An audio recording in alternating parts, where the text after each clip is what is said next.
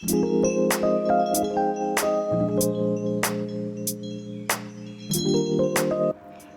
Assalamualaikum. My name is Sharifah Afifah binti AZMAN. So for today, I would like to make a reaction video on the current news in hospitality and tourism industry.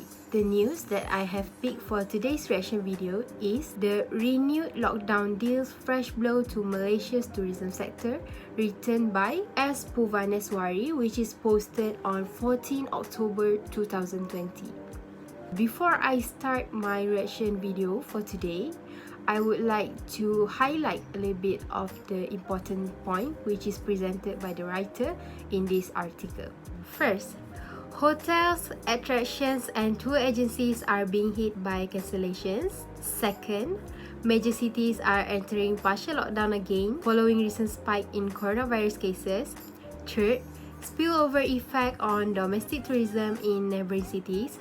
Fourth, bookings are made from travelers in Kuala Lumpur.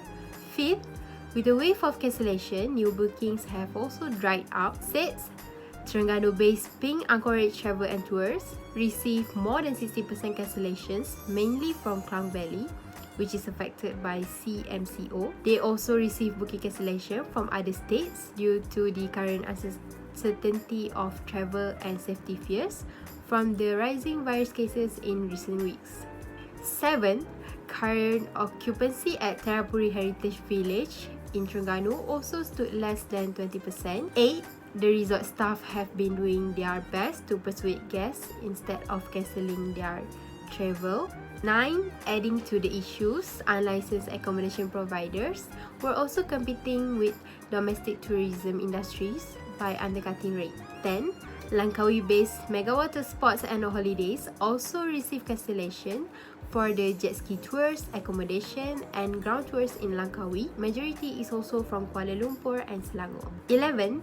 Mutiara Taman Negara Resort in Pahang also lost 90% of its customer base, which is also came from Kuala Lumpur, and the remaining 10% were from Penang, Johor and within the state of Pahang. Personally, I totally agree with the content written in the article. This article basically tells us how this third wave of COVID-19 and the renewed Conditional Movement Control Order (CMCO) had severely damaged our tourism sector. Hotels, attractions and tour agencies are being hit by a huge wave of cancellation due to the CMCO that are imposed in Kuala Lumpur, Selangor and Sabah.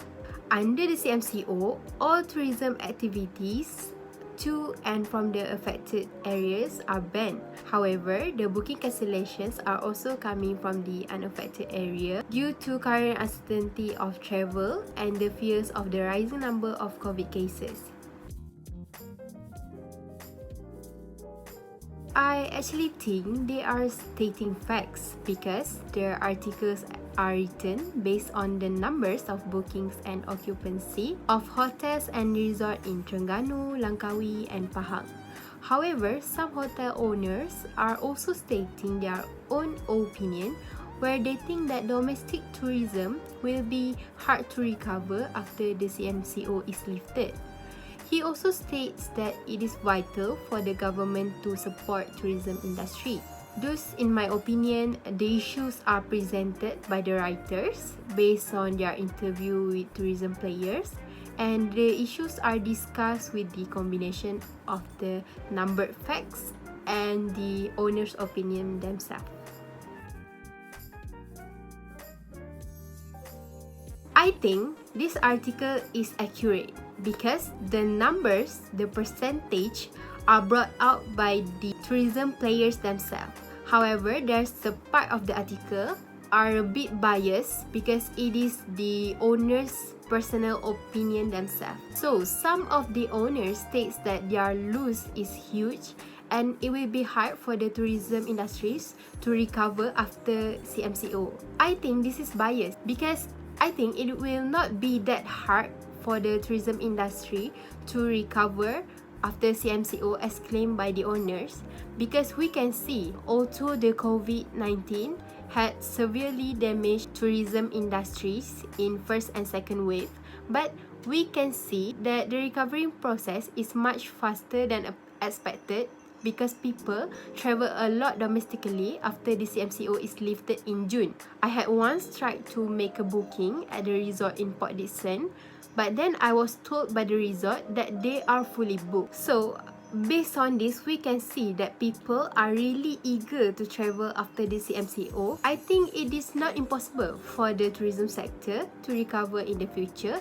after the CMCO is being lifted again. The problem is actually bound to happen whether sooner or later. The number of COVID-19 cases has been increased dramatically. Those CMCO is need to be imposed in order to control the COVID-19. As long as COVID-19 still exists in Malaysia, tourism sector will always be exposed to this risk. We are finally reaching to the last point in this video. What has happened cannot be undone. However, it is our responsibility to avoid it happening again in future. As we know, the sharp increase in COVID-19 is because of the emergence of new clusters in Kedah and Sabah, which is also due to Sabah election. Sabah state elections had led to a new wave of COVID-19 infections. COVID-19 in Malaysia may be contained if Sabah state elections are not held, because previously the number of COVID-19 cases in most states in Malaysia has decreased. Therefore, we must learn from what has happened and prevent it from happening again in future. Malaysians must obey the government orders to comply with the standard operation procedures (SOP), wear face masks in public places, wash hands frequently, maintain personal hygiene and practice social distancing at all times. So, thank you for watching and please leave a comment if you guys have any additional information to share on this video. Thank you!